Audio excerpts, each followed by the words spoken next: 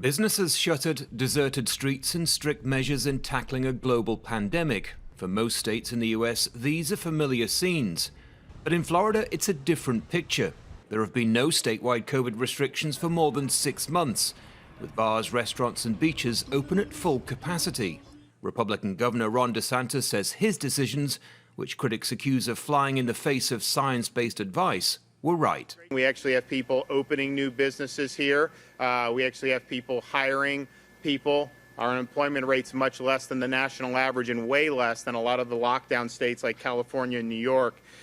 Today, though, we think we can build off this momentum. That momentum is obvious in places like Miami, where tech, finance companies and restaurants are relocating.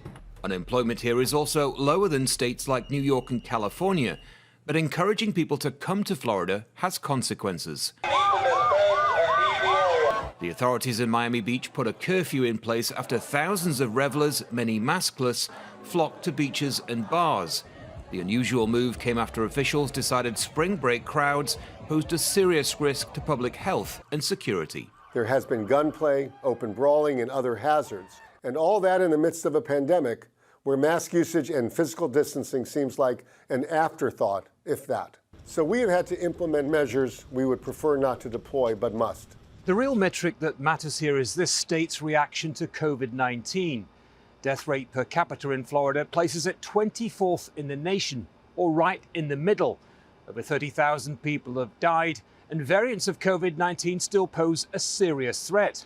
While Governor DeSantis believes his policies have been vindicated, some think it's too soon to say.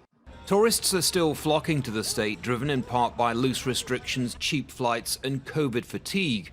But economists say it may be years before the true cost is known. We've held all the events that we were going to have.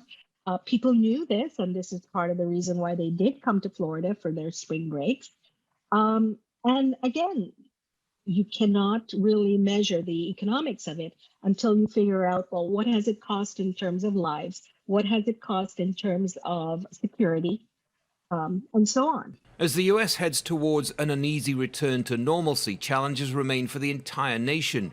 Florida may have fared better than expected, but the US death rate remains among the highest in the world. Andy Gallacher, Al Jazeera, Miami, Florida.